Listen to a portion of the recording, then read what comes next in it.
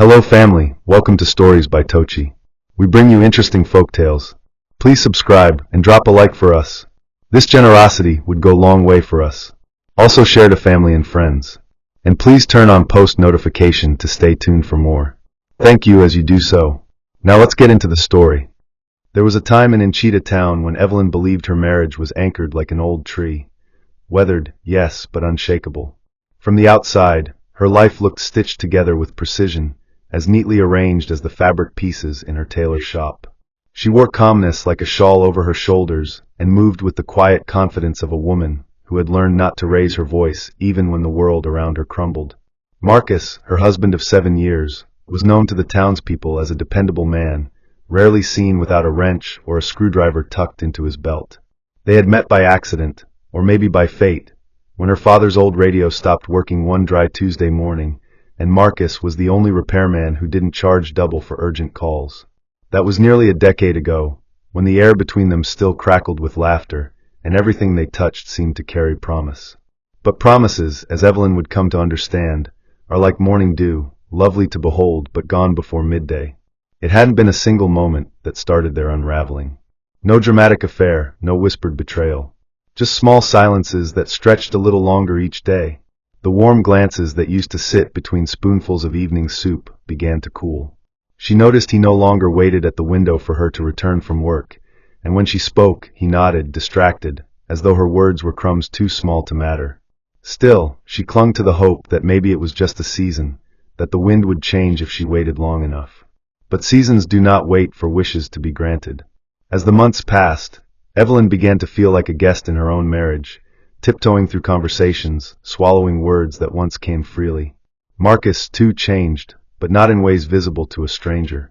It was in the way he began to forget the little things. The smell of the tea she liked, the sound of her humming when she sewed late into the night, the fact that Thursdays were always the hardest for her because her mother had passed on a Thursday. The home they once shared with laughter and clinking dishes grew heavier with each passing evening, as though the walls themselves had taken sides. When Evelyn tried to talk to him, really talk, her voice would tremble at the edge of frustration, and his eyes would glaze over like windows clouded by rain. "What do you want from me?" he asked one night, his voice stripped of affection.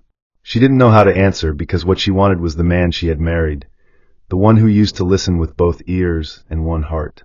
Their arguments became like old songs, same rhythm, same chorus, just louder each time.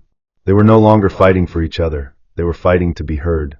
Words flew like knives without handles, cutting even the one who threw them. And when the shouting ended, it left behind a silence so thick it could choke a person. That silence, the one that hums when love turns into habit, was what broke Evelyn more than anything. One night, the storm came. Not the kind with thunder and lightning, but the kind that begins in the chest and rattles the bones. They had just finished dinner, boiled yam and garden egg sauce that neither of them tasted. Marcus had left his plate half-eaten, claiming he wasn't hungry. Evelyn, whose pride had lately been the only thing keeping her standing, quietly picked up the plates, rinsed them, and stacked them neatly.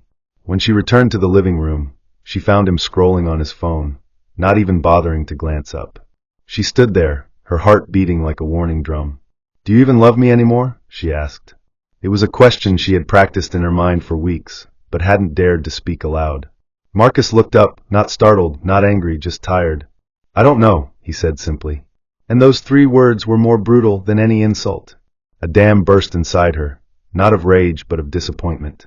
She began to speak, not yell, but speak all the words she had stored behind her teeth. About how he never listened, how she felt invisible, how even silence seemed to prefer his company over hers. Marcus didn't raise his voice. He didn't deny it. He simply stood up, walked past her, and went to the bedroom.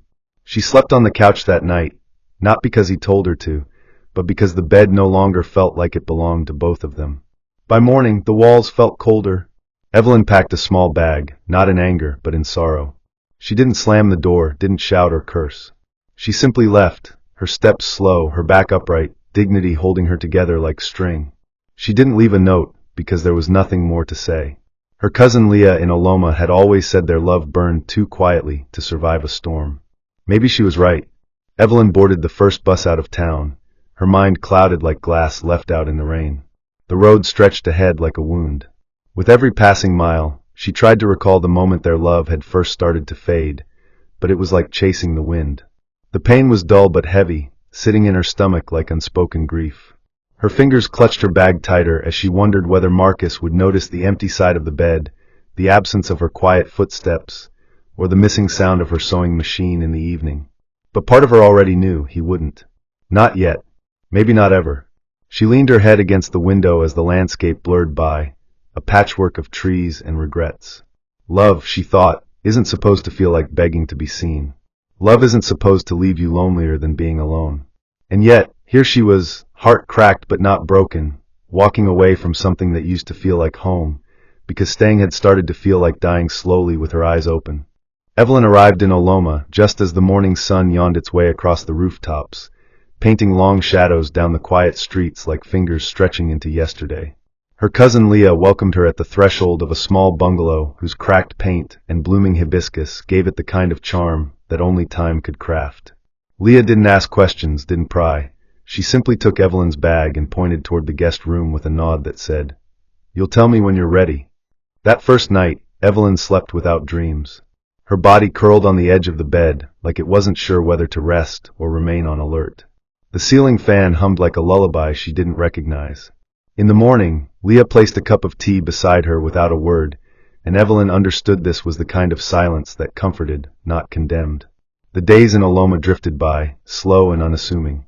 Evelyn began to settle into the rhythm of things, cooking when she could, helping Leah sort fabric in her little sewing shed, but her mind remained tangled. Grief, she discovered, had a sneaky way of disguising itself, not in sobs or screams, but in stillness, in the way toast lost its flavor or music stopped moving your feet. She didn't cry, not openly. She simply lived as if underwater, each movement heavy and quiet. It wasn't that she missed Marcus, not the Marcus who barely looked at her anymore, but she missed the version of him that once reached for her hand without thinking. She missed the life they had built, crooked as it was. And in the quiet hours of the night, she missed herself most of all. Leah, ever the soft observer, began to notice the shadows gathering under Evelyn's eyes. "You're not here," she said one afternoon, her voice gentle but firm. "You're in Enchita. You're in that house, replaying scenes like old songs." Evelyn didn't deny it. She couldn't, because every corner of her heart felt like a theater of memories playing reruns on loop. She had once believed time could heal anything, but time, she learned, only stretches the ache into quieter corners. Still, Evelyn tried to distract herself. She walked through Oloma's market on Thursdays, letting the noise drown her thoughts. She sat at the riverbank on Saturdays, watching children splash water like they were baptizing joy into the world. There were moments, brief and fleeting, when she forgot to ache, but the forgetting always passed. Sometimes, when Leah was asleep, Evelyn would sit on the veranda and talk to the night sky, whispering questions to the stars. Did he notice I was gone? Did he even try to look for me? Was there someone else? The last question sat in her throat like a stone. She didn't want to suspect Marcus, but doubt is a seed that never dies quietly. Once planted, it grows, watered by silence, fed by distance. She remembered Nina then, her best friend since they were girls who swapped secrets like bracelets. Nina hadn't called since she left Enchita. That silence clung to Evelyn like a damp cloth, suspicious and suffocating. But she shook the thought off. No, not Nina. Never Nina. Weeks passed. Oloma offered peace, but peace without closure is like a song without a final note. It lingers uncomfortably. Evelyn found herself waking earlier, her heart pacing before her feet even touched the floor. She began journaling, scribbling thoughts she didn't want to say aloud. The pages filled quickly, ink bleeding out feelings she hadn't known she was still carrying. One morning she wrote, "I want to forgive him, but I don't know if I can forgive myself for staying so long when I already knew." That sentence sat alone on the page, the truth of it rattling louder than any scream. She realized something in that moment. She hadn't left Marcus for what he did.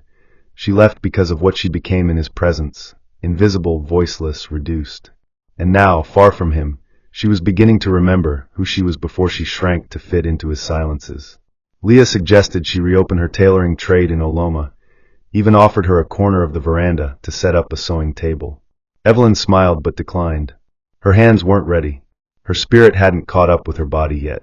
Instead, she asked about Enchita, what people were saying, if the town missed her absence. Leah, cautious, chose her words like stepping stones. Some say Marcus has been quiet. Others say not much changed.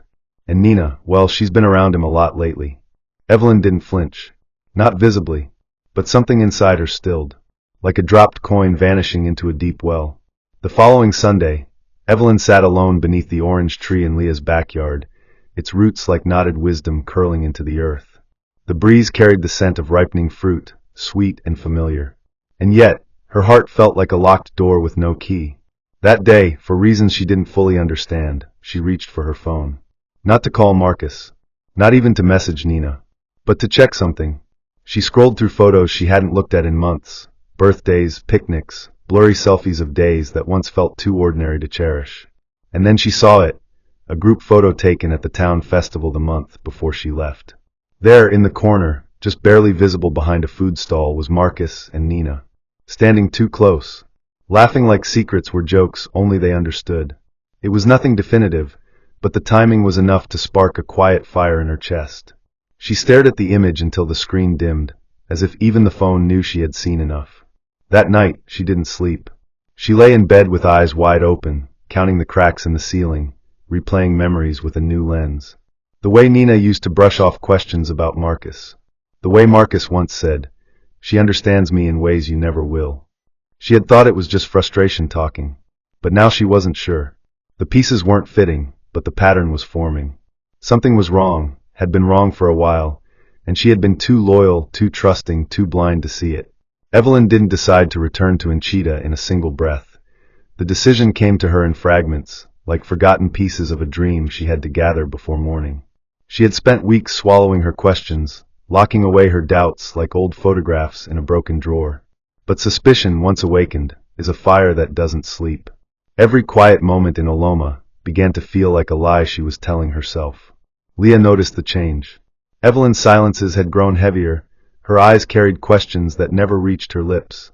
One evening, as the sky turned the color of bruised plums and the breeze rustled the orange tree, Evelyn sat cross-legged on the cool tiled floor of the veranda, her hands tracing invisible patterns across her lap. Leah joined her, neither speaking at first. The silence between them had always been a safe place, but now it felt like a glass about to crack.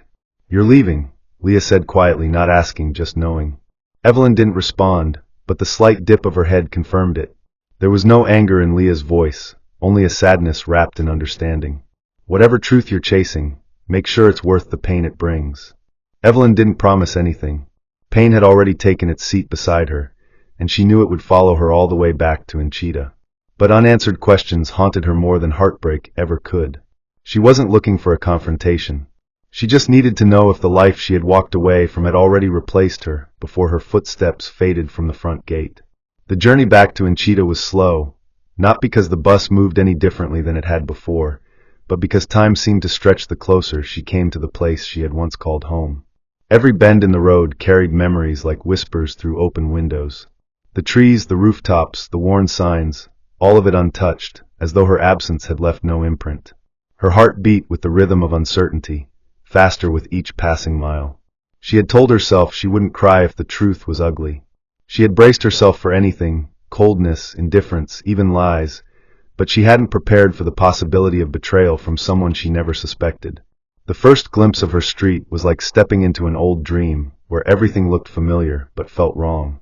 She walked slowly, clutching her small brown bag close to her chest as if it could shield her from what waited ahead.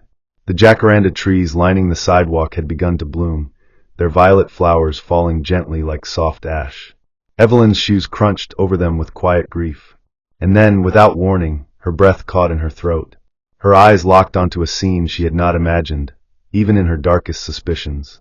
Just beyond the garden hedge that used to bloom with roses she had once planted, under the soft golden wash of the porch light, stood Marcus. Kneeling, holding a ring in his outstretched hand, and standing before him, smiling with a tenderness that struck Evelyn like a slap to the face, was Nina. There was no crowd, no music, no show. Just the two of them, sharing a moment of intimacy that didn't belong to Evelyn, and never would again. Time didn't slow down, it collapsed. Evelyn stood motionless, hidden by the hedge, her breath silent and shallow. She didn't cry. Her body wouldn't allow it. Instead, she felt everything all at once, betrayal, nausea, confusion, rage, but above all, numbness. The kind of numbness that comes when the floor beneath you disappears and leaves you floating in disbelief. She stared at them, her best friend and her husband, locked in a moment that should have belonged to someone else. Someone who hadn't spent years loving a man who looked her in the eyes and lied by omission. Nina's laughter reached Evelyn's ears, light and melodic, a sound that once comforted her during sleepless nights, now turned sour.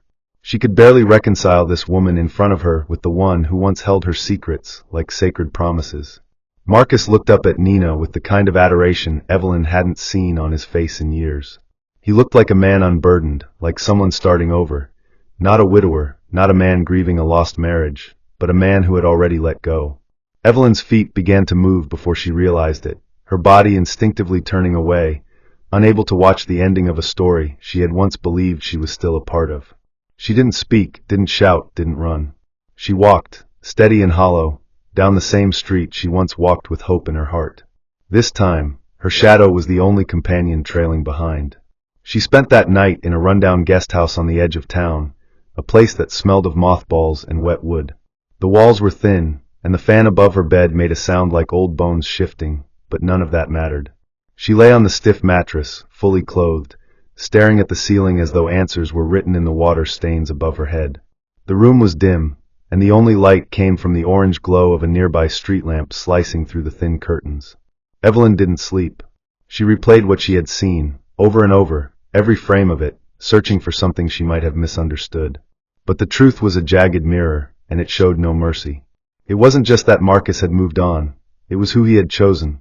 It was the realization that their closeness, all those times Nina had come around just to check on things, all the words she had left unspoken when Evelyn cried into her lap, it had all meant something else. Evelyn didn't feel just betrayed, she felt replaced. Erased. Her marriage hadn't ended in flames, it had ended in whispers behind closed doors. And as she lay there, the fan slicing the air above her, Evelyn realized that the pain of losing Marcus paled in comparison to the ache of losing herself in a story that was never truly hers to begin with. The morning after felt like waking up inside someone else's life. The ceiling above Evelyn didn't belong to her, neither did the rust-stained sink in the corner, nor the rough bedsheets that scratched against her skin like unwelcome reminders.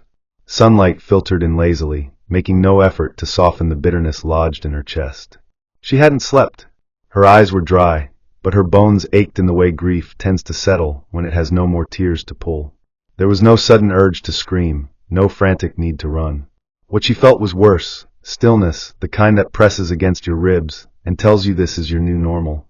She sat up slowly, her body stiff, like a machine restarting after being left unused for too long. Her hands moved by habit, reaching for her slippers, folding the blanket, brushing down the creased edge of her wrapper. She moved like a ghost through the narrow room, brushing her teeth with a numb rhythm, rinsing her face with water that shocked her nerves awake, but did nothing for her spirit.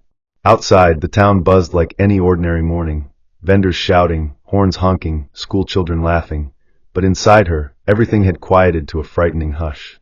She didn't look into the mirror before she stepped out. She didn't want to see what kind of woman had returned to this place and left herself behind in the process. Evelyn wandered aimlessly through the streets of Enchita, the sun warming her shoulders as her thoughts remained frozen. The town was unchanged, wearing its familiarity like an old shawl draped across tired bones.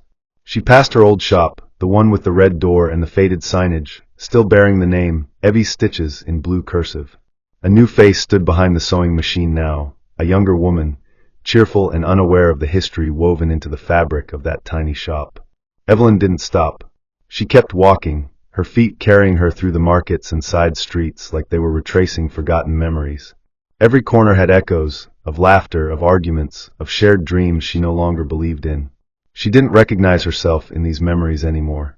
She had become a stranger to her own past, watching it from a distance, unable to feel anything but a vague ache in her chest. Somewhere near the old bridge, she paused by a street vendor roasting groundnuts.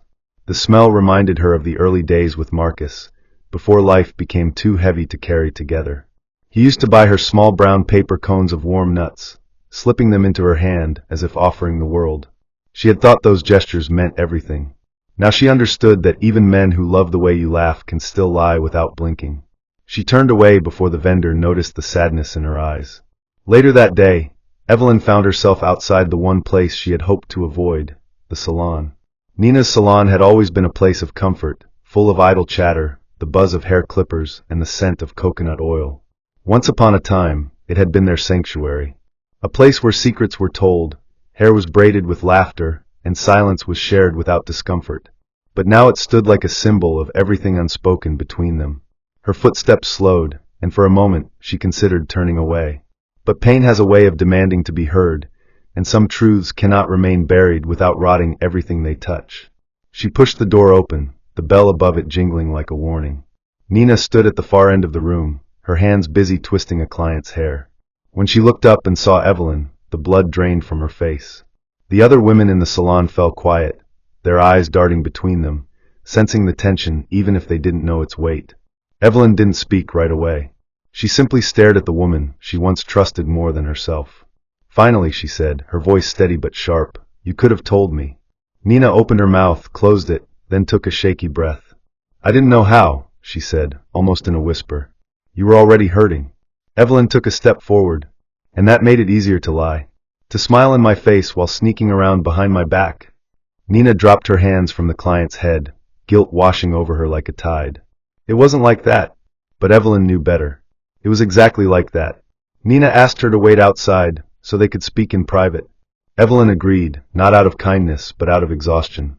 They sat on a wooden bench behind the salon, the sun casting long shadows as the day began to slip into evening. For a long moment, neither of them spoke. Nina broke the silence, her voice fragile, like glass unsure of its own strength. "It started after you left. He came to me broken, angry. Said he didn't know what to do with the emptiness. We talked a lot." Evelyn listened, her hands folded in her lap, her eyes fixed on a patch of earth beneath her feet. "It wasn't planned," Nina continued. "It just happened." Evelyn's lips curled into a bitter smile. "Things like this don't just happen. They are chosen." Nina looked away. "I was lonely too. You don't understand, being around him. It filled something I didn't even know was empty." Evelyn turned to her then, her eyes sharper than they had ever been. "And what about me? Did you ever think what it would empty in me?" The silence that followed was heavier than any argument. There were no raised voices, no dramatic tears. Just the sound of two women sitting on the ruins of a friendship they had once believed was unbreakable. Evelyn stood, brushing imaginary dust from her skirt. "I didn't come back for apologies. I came for the truth. And now that I have it, you can have what's left of him." Nina didn't follow. She simply sat there, silent, knowing that whatever had grown between her and Marcus had come at the cost of something far more sacred, and perhaps that was the greater loss. Evelyn didn't return to Oloma immediately. She lingered in Enchita for a few more days, not because she wanted to, but because there were ghosts in that town she still needed to face, shadows wearing familiar faces, memories hidden in the cracks of the pavements she once walked with hope in her stride. The town itself didn't care whether she was there or not. People passed her on the street with polite nods, some with vague recognition in their eyes, others with none at all. But Evelyn didn't mind the anonymity. It gave her space to move without explanation, to breathe without questions. She stayed at the same guest house, room 4, the one with the creaky fan and the lopsided painting of a fishing boat hung above the bed. Each morning, she would wake up before the sun, sit by the tiny window, and watch the light slowly spill across the rooftops like gold melting on tin. That quiet hour was hers. In that time, she didn't have to be anyone's wife or friend or victim of betrayal. She was just a woman learning how to carry silence without letting it drown her. There were no grand plans, no dramatic gestures, just small choices. Brush her hair today, eat breakfast even if it tastes like cardboard, take a walk without expecting to find anything at the end of it. Healing, she realized, was not loud. It was a quiet, stubborn act. It was waking up and choosing not to disappear. On the third evening, as the orange hue of sunset swallowed the town in a soft glow, Evelyn found herself in front of her old house again. Not by accident, and not with hope, but with the kind of reluctant curiosity that tugs at someone who has already let go but still wants to understand what they were holding. The house hadn't changed. The paint was still chipped near the door, the garden overgrown where her roses once bloomed. The porch light wasn't on this time. The curtains were drawn. She didn't plan to knock, didn't even want to be seen. But just as she turned to leave, a sound caught her attention, a soft creak, then footsteps approaching the front steps. She froze, her heart thumping like a bird trapped in a cage. And there he was, Marcus. He looked thinner, older than she remembered, as if something had carved out the softness in his face and left shadows in its place. He didn't see her at first. He sat on the step with a sigh, running a hand through his hair, looking not triumphant, but tired. She could have walked away then, but something in her feet wouldn't move. She stepped forward slowly, and when he looked up and their eyes met, time didn't stop, it simply held its breath. Neither of them spoke immediately. The wind rustled the dry leaves on the ground, filling the space with a tension that felt almost sacred. Finally he stood, as though unsure whether to reach for her or stay where he was. She broke the silence first. "You look like someone who finally got what he wanted." He didn't smile. "I'm not sure I even knew what I wanted," he said, voice low worn. They stood there, two people with a lifetime between them, measuring the weight of words that might have come too late.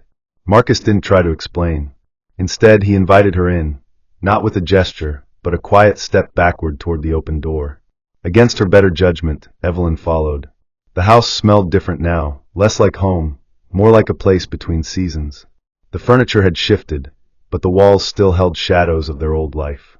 She sat across from him in the living room, her back straight, hands folded neatly in her lap. He looked at her like someone trying to memorize a face he feared he might forget.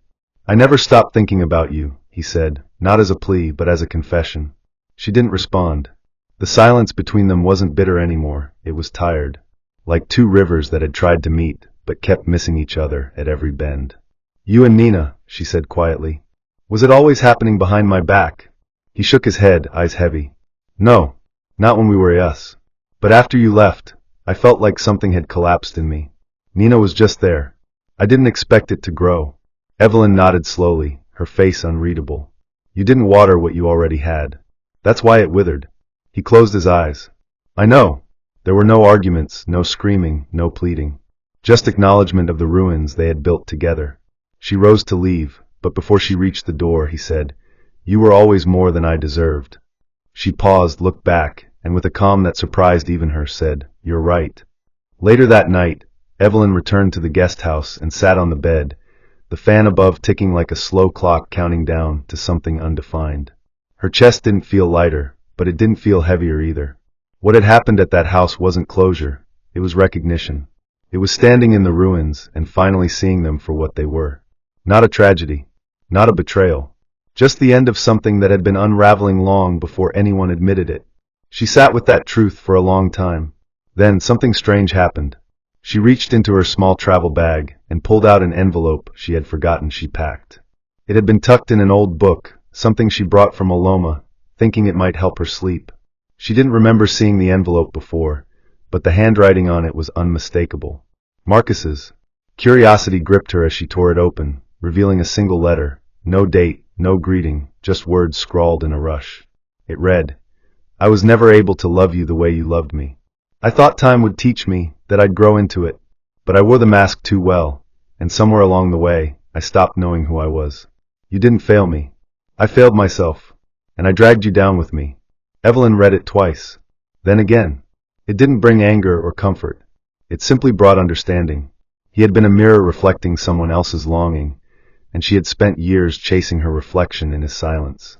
Now finally she could stop running. The letter fluttered onto the bed, and Evelyn, for the first time in weeks, lay back and let herself breathe without questions. Evelyn left Enchita 2 days later, not in a hurry, not with anger clenched in her fists, but with a calmness that felt unfamiliar, like the hush after a long, exhausting storm. She didn't leave a note behind. There was no final meeting with Marcus, no last words exchanged, and no apology left on anyone's lips. Some things didn't require closure in the way people expected it. The closure had already happened in the silences they shared, and the truths that could no longer be denied.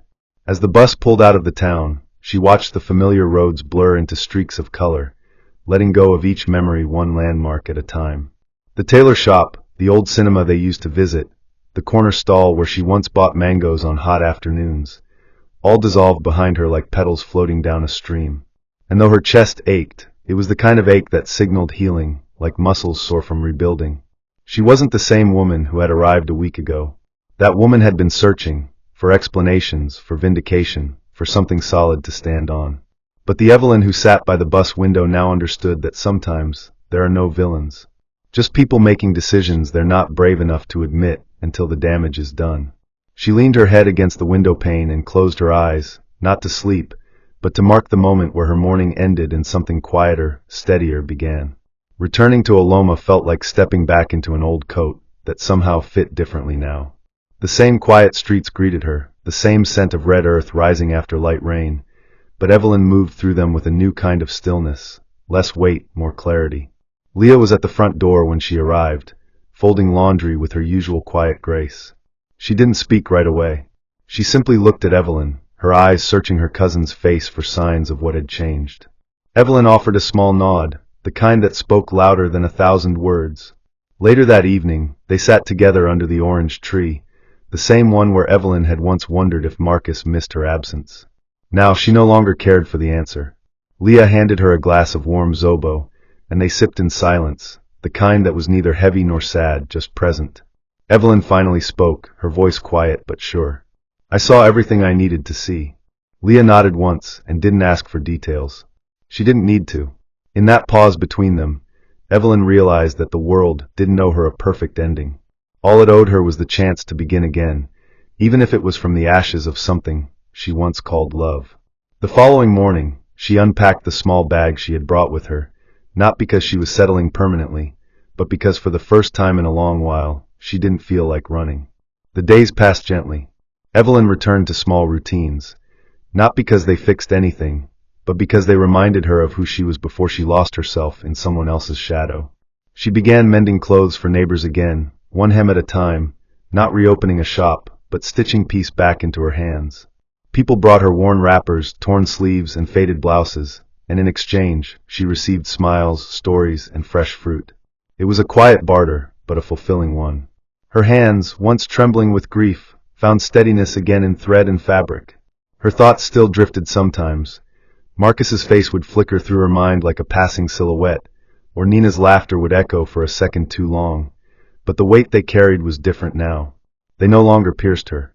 They brushed past like old acquaintances she no longer needed to invite in. Occasionally, she would reach for her journal and write, not to unravel her sadness, but to document her clarity. One entry read, "I thought forgiveness meant telling them it was okay. But I've learned it can also mean setting yourself free from carrying what they never apologized for." She didn't try to unlearn her past. Instead, she folded it neatly and placed it in the drawer of her memory, beside lessons that had reshaped her. It would always be there like a scar, but scars, she knew, meant that healing had taken place. One evening months later, as the wind played softly with the leaves above, Evelyn sat outside, legs curled beneath her, staring at the pink-streaked sky. Leah had gone to visit a friend across town, and Evelyn was alone, but she didn't feel lonely. The quiet no longer felt like punishment. It felt like space. A child passed by, dragging a plastic toy along the gravel road, and waved at her. Evelyn waved back, smiling faintly. Her smile had returned slowly, not in bursts but in cautious fragments, like a song she was relearning one note at a time. She watched the world carry on, the sun dipping lower, the night crawling gently over the rooftops, and thought about how endings rarely arrive with fanfare. Sometimes they slip in like dusk, soft, unnoticed, until you realize the day has passed.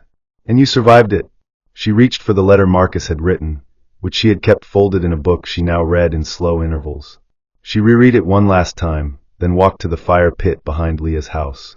She struck a match with steady fingers and fed the letter to the flame. It curled, hissed, and crumbled to ash. She didn't cry.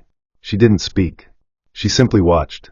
When the paper was gone, she turned away and walked back inside. There were no drumbeats, no poetic goodbyes. Just a woman who had walked through heartbreak, betrayal, and self-forgetting, and found, quietly, that she still belonged to herself. And sometimes that was more than enough. Dear listener, remember this. Love should never cost you your peace, your dignity, or your sense of self. When someone stops seeing your worth, don't shrink to fit into their silence. Walk away, not out of bitterness, but out of understanding that healing starts when you choose you. Betrayal may shake your world, but it can also be the breaking point that sets your soul free. Let go of the weight that's not yours to carry. Your heart was never meant to live in a place where it's only tolerated. Go where it is treasured. May your heart never be a dumping ground for someone else's confusion. May you be surrounded by people who speak to your soul with truth, loyalty, and light. I pray that where you've been broken, healing will flow like quiet rivers. May your days ahead be softer than the days behind, and may love, true, kind, and patient, find its way to you, not as a test, but as a gift. When doors close, may better ones open without sorrow. And when you rise in the morning, may strength dress you like royalty, and may peace hold your hand. In Jesus' name, amen. Hope you enjoyed this interesting story. Please don't forget to like, share, and subscribe to our YouTube channel. Turn on post notifications. See you on our next story.